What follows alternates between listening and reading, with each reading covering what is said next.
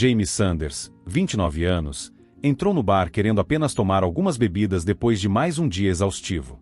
Havia algumas mesas vazias, e ele escolheu uma mais próxima da porta. Olhou para o relógio. Eram 17h30. Depois, dirigiria até seu hotel, tomaria um banho e jantaria no restaurante chinês do outro lado da rua. Assim que voltasse para o quarto, ligaria para sua esposa, Nancy, como vinha fazendo nos últimos 3 dias. Ele sentia muita falta dela, e deixá-la sozinha em Buffalo durante suas viagens de negócios nunca foi fácil. Eles se conheceram depois da faculdade, começaram a namorar, e se casaram 3 anos atrás. Nancy era planejadora financeira e trabalhava na filial de Buffalo de uma empresa Fortune 500 especializada em seguros e investimentos. Ambos ganhavam bem e tinham sua própria casa no bairro mais badalado da cidade. Nancy gerenciava suas finanças, e a poupança deles vinha crescendo acima do esperado. Nos últimos 2 meses, ela vinha insistindo para que ele começasse a pensar em ter um bebê. James tinha alguns projetos em andamento e prometeu a ela que, em alguns meses, começaria uma família. Sendo engenheiro de computação, ele estava em Albany, Nova York, no armazém de um cliente para testar um sistema que havia projetado e desenvolvido. Graças a Deus, estamos quase terminando, pensou. Amanhã à tarde estarei dirigindo de volta para casa e mal posso esperar para ficar grudado com ela. Ele sorriu, sentindo um arrepio de antecipação. Quando começarmos nossa família, terei que viajar menos e delegar as tarefas para outras pessoas. De repente, um homem apareceu em frente à sua mesa, interrompendo seus pensamentos. Ele parecia ter cerca de 60 anos, cabelo grisalho curto e uma constituição forte. "Posso?" perguntou o homem. E, sem esperar resposta, sentou-se à sua frente. Ao mesmo tempo, a garçonete se aproximou da mesa. 2 rum com coca e uma fatia de limão em cada. "Por favor", pediu o homem. James ficou surpreso. Ele ia pedir exatamente a mesma coisa. Era sua bebida favorita. "Ah, me desculpe." O homem se virou para James. "Meu nome é Alexander, mas meus amigos me chamam de Al." Estendeu a mão. "Alguns me chamam de o Grande, mas eu não gosto disso." "O que posso fazer pelo senhor, Sr. Alexander?" perguntou James. "Por favor, me chame de Al, como seu pai fazia." "Você conhecia meu pai?" James quase saltou da cadeira. "Henry Sanders e eu servimos juntos no exército. Ele morreu quando eu tinha 5 anos. "Eu sei", disse Al, sorrindo. "Ele foi morto em uma emboscada no Oriente Médio. Eu era muito jovem na época, não me lembro muito dele, mas minha mãe guardou todas as fotos para que eu nunca me esquecesse." A garçonete trouxe as bebidas. "Tal pai, tal filho", disse Al, erguendo o copo depois que a garçonete se afastou. "Seu pai também adorava rum com coca." "Sério?" perguntou James. "Sim, ele sempre tinha uma garrafa escondida em algum lugar. Até hoje não sei como ele conseguia esconder isso dos oficiais superiores. Nos disseram que ele morreu como um herói", respondeu James. "Ele sempre foi um herói." Era tarde da noite, e estávamos voltando para o acampamento após uma patrulha quando fomos emboscados pelo inimigo. "Ele se sacrificou por nós", Al enxugou os olhos.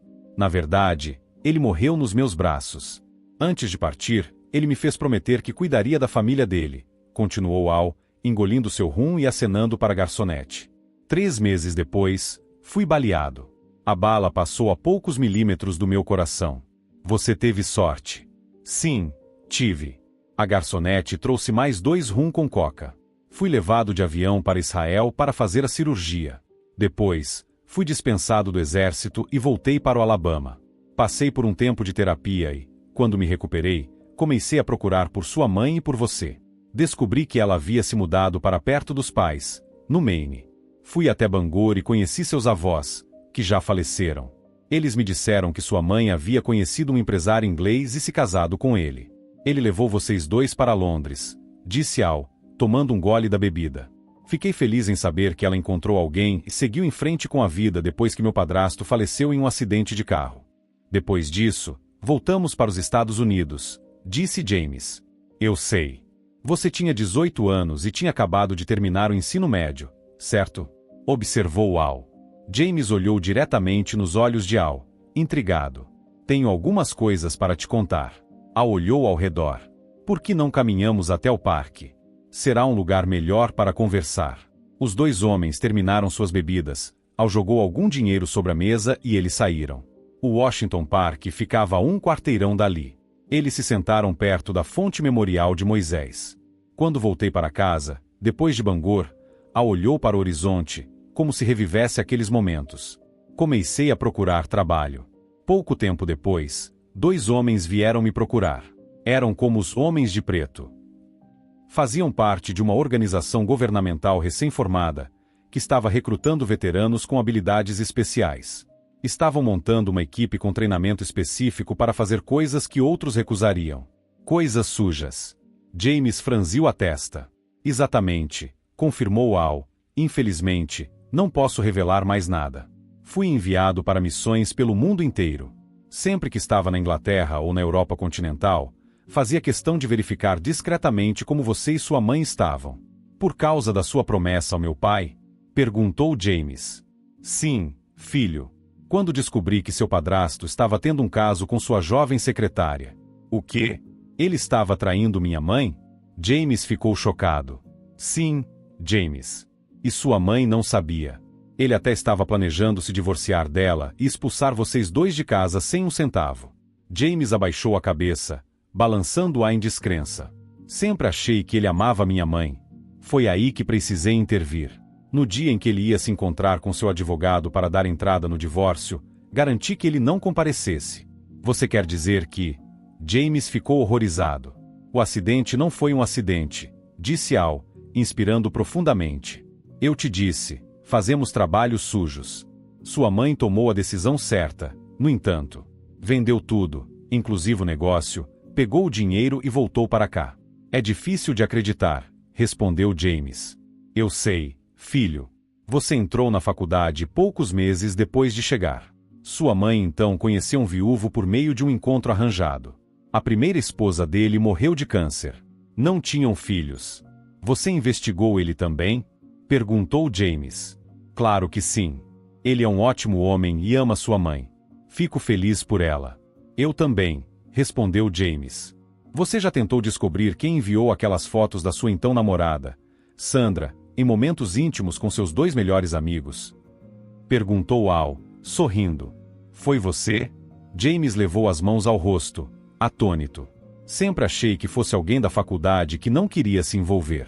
Você agiu como um homem quando a expulsou, mesmo depois dos pedidos e lágrimas dela. E cortou todo o contato com aqueles 2 canalhas. Foi por isso que fui para a casa da minha mãe durante as férias. Não queria ver a cara deles de novo, respondeu James. Você sabe o que aconteceu com eles? Perguntou Al. Sim. Os 2 canalhas apanharam de uns delinquentes, e Sandra largou a faculdade. Não pode ser. Você não fez isso, fez? Perguntou James. Depois que você foi embora, tive a oportunidade de fazer o que queria sem levantar suspeitas. Afinal, você estava a milhares de quilômetros de distância. Uma noite, quando seus 2 amigos saíam de um bar, meu parceiro e eu demos uma surra neles. Um perdeu os testículos e o outro precisará de uma cadeira de rodas pelo resto da vida. De acordo com o relatório policial, foi um grupo de jovens delinquentes que os atacou. E Sandra? Perguntou James. Como eu sabia que ela gostava de estar com vários parceiros ao mesmo tempo, criei uma situação em que ela teve exatamente o que procurava. Resumindo, algumas semanas depois, foi diagnosticada com várias DSTs. Fiz questão de que o campus inteiro soubesse disso. Ela largou a faculdade e fugiu para a Califórnia. A última vez que verifiquei, ela ainda fazia terapia. Uau! Inacreditável, respondeu James. Ninguém mexe com a família de Henry Sanders. Disse Al, quase gritando. Agora me diga. Al, por que você veio aqui entre missões para me contar tudo isso? Perguntou James. Eu tenho te observado. Ah, qual é, Al? Você não vai encontrar nada sobre mim. Eu não traio, não minto, levo uma vida simples. Não suborno ninguém por contratos, respeito todas as pessoas, independentemente da cor da pele, etnia ou origem. Nunca sairia uma palavra racista da minha boca. Estou satisfeito com o que faço e com o que levo para casa no fim do mês. Eu sei. E Henry teria muito orgulho de você. Então, James, vamos lá. Depois da faculdade, você conheceu Nancy em uma festa. Vocês namoraram e se casaram há 3 anos. Ela trabalha em uma instituição financeira. Ainda não tem filhos. Nancy está fazendo o possível para te convencer a começar uma família, mas você quer esperar um pouco por causa de alguns projetos importantes. Estou impressionado, respondeu James. A propósito, eu fui ao seu casamento na igreja. Sério? James franziu a testa. Fiquei sentado bem no fundo. Agora você sabe quem te deu um envelope sem nome. Foi você. Meu Deus, passei 3 anos tentando descobrir quem me deu tanto dinheiro como presente de casamento. Foi muito fácil deslizar o envelope no seu bolso sem que você percebesse. Obrigado, Al. De nada, filho. Agora me diga, o que você sabe sobre Thomas Smith? Thomas Smith? James franziu a testa. Tudo que sei é que ele é o novo gerente da minha esposa e começou há 6 meses. Thomas Smith trabalhava na sede da empresa, disse Al, ficando sério. Era casado e pai de um filho. Também estava tendo um caso com sua secretária. O marido dela descobriu, pediu o divórcio, enviou cópias de vídeos para a esposa de Thomas e processou a empresa por alienação de afeto. Mas isso não foi a julgamento? Perguntou James. Não. Houve um acordo entre os advogados, e o marido recebeu uma quantia considerável.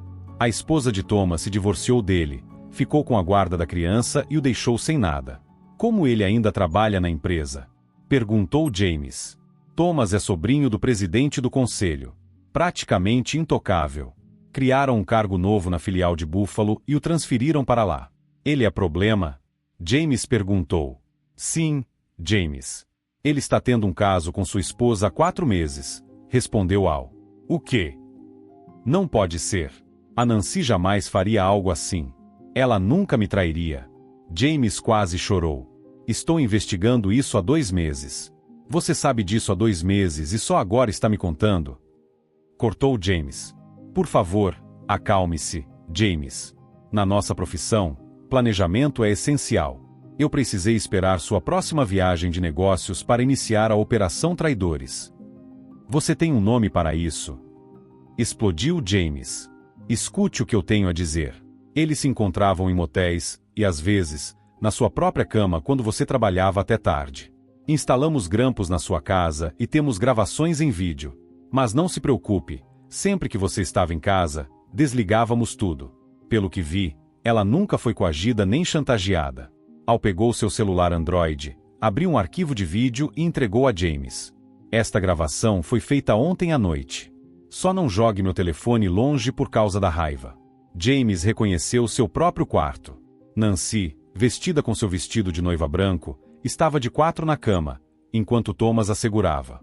De quem é esse corpo? Perguntou Thomas. Seu, Tom, Nancy respondeu. Quando seu marido frouxo vai decidir ter um filho? Perguntou Thomas. Logo, meu amor, estou cuidando disso. Será meu sêmen que vai crescer no seu ventre, disse Thomas. Será seu filho, bebê. Eu vou garantir isso. Todos os seus filhos serão meus, entendeu? Thomas insistiu. Sim, meu amor, Nancy respondeu. Um James devastado não conseguiu mais assistir. Ele devolveu o telefone para Al e começou a chorar. Al desligou o vídeo e guardou o aparelho no bolso. Chorar não vai resolver nada. Gritou Al. James secou as lágrimas. Você pode usar as gravações para se divorciar da sua esposa infiel, continuou Al. Você disse que conhecia bem meu pai, disse James, respirando fundo. Muito bem mesmo. Sim, muito bem, respondeu Al. O que ele faria em uma situação dessas? Você quer mesmo saber? Sim, respondeu James. Ele teria cortado os 2 em pedacinhos e jogado no rio para alimentar os peixes. Quão sujo é o seu trabalho sujo? James perguntou, sem olhar para Al. Muito sujo. O que você tem em mente? Eu quero que ele sofra na minha frente, até morrerem, disse James, cerrando os dentes. Al sorriu e deu um salto de alegria. Eu sabia. Fiz uma aposta com meus amigos sobre sua reação. A reação já era esperada e já estávamos preparados. Não entendo. James franziu a testa. Vamos lá. Me siga no seu carro. Explicarei tudo depois. James seguiu Al até um prédio abandonado nos arredores da cidade. Venha, vamos entrar, mas sem fazer barulho, instruiu Al. Al levou James até um porão assustador. Colocou o dedo nos lábios, sinalizando para James ficar em silêncio, e abriu uma porta. Dentro da sala, James encontrou Nancy e Thomas sentados no chão, ambos nus, amarrados, amordaçados e vendados. Em um canto, um homem musculoso e de cabelo curto observava tudo. Ele fez um leve aceno para James. Al puxou James para fora da sala e fechou a porta. Pegamos eles durante a noite, enquanto dormiam, sussurrou Al. Peguei uma mala e enchi com alguns pertences pessoais dela. Também peguei a carteira e o passaporte. Meu amigo pegou o carro de Thomas, dirigiu até a casa dele e levou uma mala cheia de seus pertences. O carro já foi entregue a um mecânico que o está desmontando para peças. A operação foi rápida e discreta. Al segurou o braço de James. Agora você precisa decidir se quer seguir em frente ou não. Trouxemos nossas ferramentas. Se quiser, ainda podemos soltá-los no meio do nada. Eles terão muito que explicar às autoridades. Eu falei sério sobre o que disse, respondeu James. Ele olhou ao redor e encontrou uma cadeira velha virada de cabeça para baixo. Pegou-a, abriu a porta e se sentou na frente dos dois amantes. Al assentiu para o homem musculoso, que removeu as vendas e saiu da sala. O pânico ficou evidente nos rostos deles ao verem James sentado ali. Nunca subestimem um frouxo, gritou James. Os dois tentaram falar algo com os olhos suplicantes, mas estavam amordaçados. Você queria dar um filho ao seu amante, disse James para Nancy, que chorava. Era só se divorciar de mim e casar com ele, simples assim. Mas não, você queria que o frouxo criasse os filhos do seu amante. Agora vai pagar por isso, gritou. Ele se aproximou de Thomas. Você tomou algo que me pertencia. Agora eu vou tomar algo que pertence a você, sua vida. Thomas tremia de medo. James voltou a se sentar diante deles. Quero que sintam a pior dor possível. Quero que sangrem. Quero que se arrependam de tudo que me fizeram. Quero que amaldiçoem a si mesmos. E, acima de tudo, quero ser o último rosto que vocês verão antes de morrerem. O homem musculoso voltou para a sala carregando uma grande caixa de madeira. Colocou-a no chão, entre James e os amantes. Mate seus inimigos antes que eles matem você, disse James, sorrindo, e abriu a caixa. Nancy olhou para dentro e desmaiou. Thomas tentou se debater, mas não conseguiu. Vamos começar por você, amante boy. 2 horas depois, Al acompanhou James até o carro.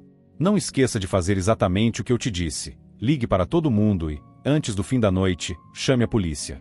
Eles vão te dizer para esperar 24 horas, etc. Memorize bem o roteiro e nada acontecerá com você. Você tem um ótimo álibi. As autoridades vão acreditar facilmente que eles fugiram juntos. E os corpos? Perguntou James. Vamos enterrá-los, ou melhor, os pedaços deles, 3 estados daqui. Depois de limpar tudo. Agora preciso fazer minha parte, disse James.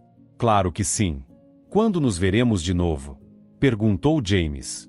Quando tudo estiver tranquilo. Vou te visitar e levar uma garrafa de rum. Os dois riram. Agora vá jantar. E não esqueça de dar uma gorjeta bem generosa. A garçonete precisa lembrar do seu rosto, acrescentou Al. James entrou no carro e saiu em alta velocidade. Já fazia 1 ano desde a última vez que James vira Nancy e seu amante. Ele seguiu cada instrução de Al. Assim que chegou em casa naquela noite, ligou para todos perguntando sobre Nancy. Depois, registrou um boletim de ocorrência por desaparecimento. Sob tortura, Nancy havia fornecido a senha do cartão de crédito e do e-mail. Ela também revelou que alguns colegas e gerentes sabiam do caso. Al garantiu que uma de suas amigas usasse o cartão de crédito várias vezes em diferentes estados até chegar em Dallas, criando uma trilha para a polícia seguir. A mesma mulher usou um Wi-Fi público em um shopping para acessar o e-mail de Nancy e enviar uma mensagem para James. No e-mail, Nancy dizia que havia se apaixonado por Thomas, que tinha um caso há 4 meses e que todos no trabalho sabiam disso. Disseram que decidiram fugir juntos e pediam para que não os procurassem. A polícia chamou James para prestar depoimento várias vezes. Ele seguiu seu roteiro à risca. Tinha um álibi sólido e, sem corpos, a polícia não pôde fazer nada. 6 meses depois do desaparecimento de Nancy, um detetive bateu à porta de James. Seguimos o trajeto que sua esposa fez e descobrimos que ela parou apenas em postos de gasolina e lojas de conveniência sem câmeras. Você tem ideia do porquê? Perguntou o detetive. Nunca fiz essa viagem, me desculpe, mas não posso responder a sua pergunta, respondeu James. Tenho outra pergunta. O detetive parecia perplexo. Analisamos todas as suas contas bancárias e documentos financeiros. Por que sua esposa deixou todo o dinheiro para trás? Ela não levou nem metade, apenas usou uma pequena quantia no caminho para Dallas. Essa pergunta você deveria fazer para a mulher infiel. James quase gritou. O detetive se desculpou e foi embora. A polícia nunca mais entrou em contato com James. Como ainda era casado legalmente, James sacou todos os certificados de investimento conjuntos e os reinvestiu apenas em seu nome. Ele abriu uma nova conta bancária e transferiu todo o dinheiro para lá. Enquanto isso, processou a empresa financeira onde os amantes trabalhavam. Seu advogado disse que o caso era fraco, pois não havia provas, apenas um e-mail de Nancy. Então, James ameaçou tornar público o passado de Thomas Smith no escritório central. Silenciosamente, a empresa resolveu o caso com um acordo de $2 milhões fora dos tribunais. Agora, em 3 meses, ele poderia entrar com um pedido de divórcio por abandono e finalmente estaria livre. James começou a sair com várias mulheres e sabia que, eventualmente, encontraria sua verdadeira outra metade. E esse é o fim da história de hoje. Se você gostou, não se esqueça de deixar um like e comentar aqui embaixo. Se você é novo no canal, não esqueça de se inscrever. Isso me ajuda muito a continuar criando mais histórias para vocês. Obrigada por assistir e até a próxima!